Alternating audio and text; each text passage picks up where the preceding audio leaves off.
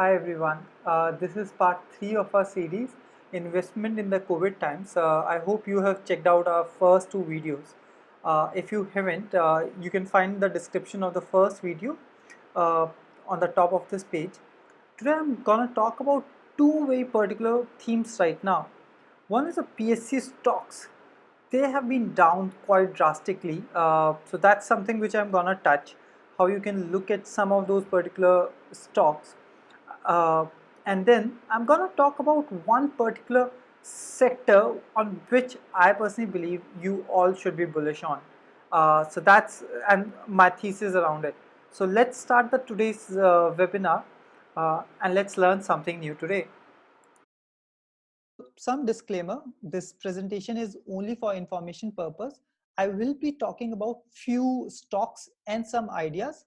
I might be invested in few, but all of this is only for information purposes and for education purposes.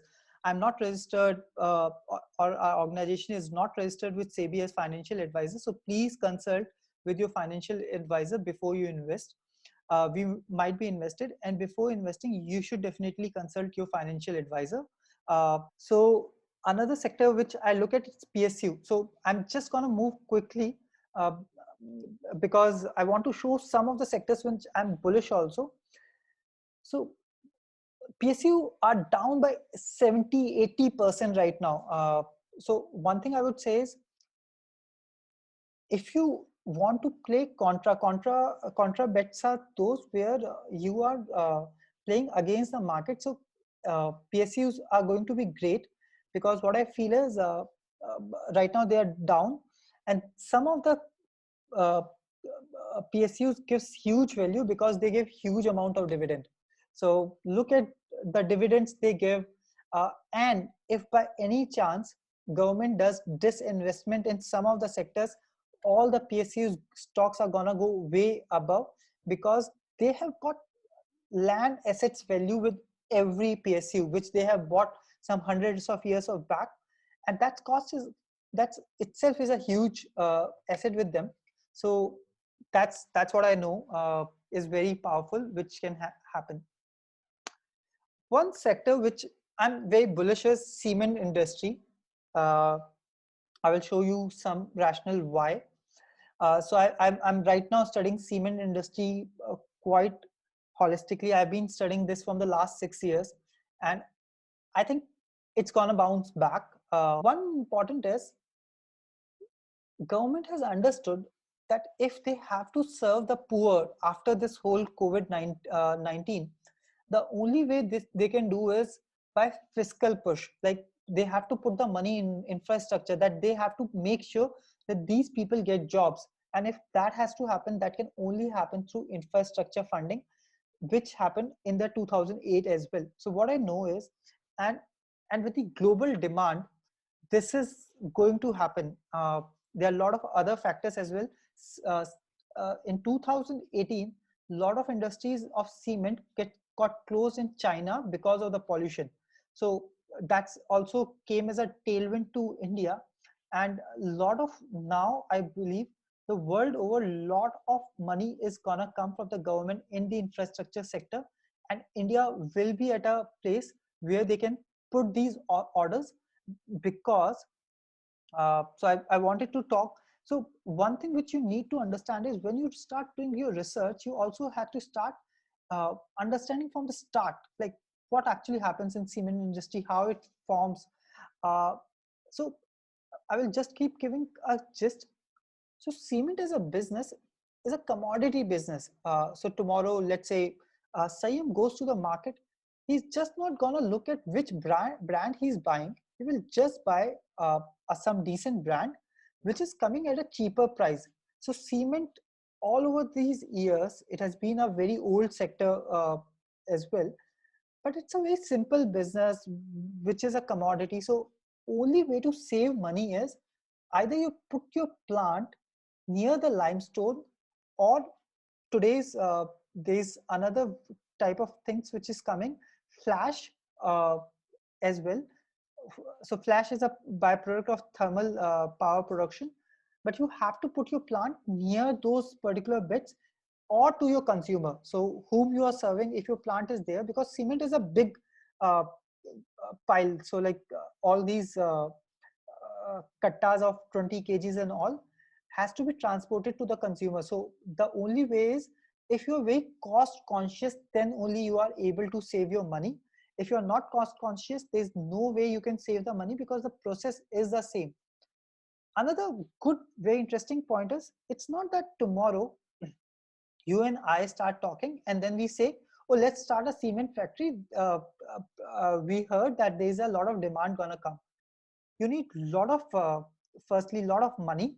Secondly, you need to have limestones block with you, which governments allocates and which are not easy to get. So companies which have got a lot of limestones blocks with them, or they have got a partnership with Flash, or uh, there's another product which they need to use, slag. If they have partnerships with there, then it becomes feasible to really start working on those particular bits. uh, yes. So if you're looking at a particular sector like cement, then you just need to understand there's five components: sales, government, taxes, discounts, freight. You can't do anything on the government taxes, because governments put these taxes and you can't do. Sales is demand driven, you can't do anything. So every company is in the same space. Discount, again, you can't do. If your another competitor is giving, it's similar to air flight. If Indigo tomorrow starts offering discount, so you can't do. So what I was saying is, the only way to save this cost is put your plant near the limestone or the slag over there, or the freight cost. So if you're very good operator who knows how to understand supply chain, so then you are able to save your freight cost. Great. I'm just gonna move ahead. So I don't know whether you are able to see. So what has actually happened is, in FY18, the utilization fall to a very low level of 69%. I got these slides from Gurukul Z, very good presentation over there. So total capacity increase happened to 464, but what they were producing was only 320. And as a market, the cost, the profit earning which were happening was, in FY18, while it was 1154, in FY18 it's 775. So can you see, in 10 years we haven't moved anywhere when it comes to the profits on the sector. So that's also interesting, because production was happening, but somehow uh, price was not coming, because there was a huge supply. You can see that our producers can produce 464. However, only 320 was being produced. In uh, the capacity utilization in north and central was the highest. Please remember this point. This is a very interesting point when you need to understand. So what this also means is, if I have to invest in a cement company, I will look at a company which has got more plants now in east, west, south, because till now here the capacity utilization has not happened. It might also be because the demand is not there. So you need to keep this fact, that capacity utilization was increasing in north and central. And then if we see the companies which are big players in this, the capacity of, apart from Ultratech, so Ultratech is the market leader in this game. However, the profits of the companies are very varying. 551 of ACC, Ambuja 860, Ultratech with the biggest player 885, but Shree Cement, which is leading player over here, has got a price of triple 13. So every ton it sells, it makes a profit of 1113, and the rationale is the cost is too less. Ultratech costs 3,600 over here, but this company only is able to produce 1 ton of cement in 3275. So if you are able to find a company which is able to produce at a cheaper price, and if you will see, this has been now coming in the price of the stocks as well. So if you see the PE of Shree Cement has always been higher, and I don't know whether I've put the stock price of this, but Shree Cement has been always have been a performing. I invested in this stock 5 years back. It has given me somewhere around uh, more than 100% returns. Right now it's down, but still it's above 75% on my for my price at which I entered. So I think, and also very interesting, I pointed to you at the start, Ultratech, while being the market leader, has a huge debt. And if you see on its book, it's quite huge because it's 1.7. So I personally believe that's quite a huge debt on Ultratech. So it goes out of my game. But ACC, Ambuja, and Shree Cement is still in my radar because I personally feel these are good stocks to think about. So these all what we have discussed is only for educational purposes. So definitely do your own research. But if I have to give you three advice when you are investing your own money, first, right now in the COVID times, cash is the king. So look at the companies which don't have any debt. That's first.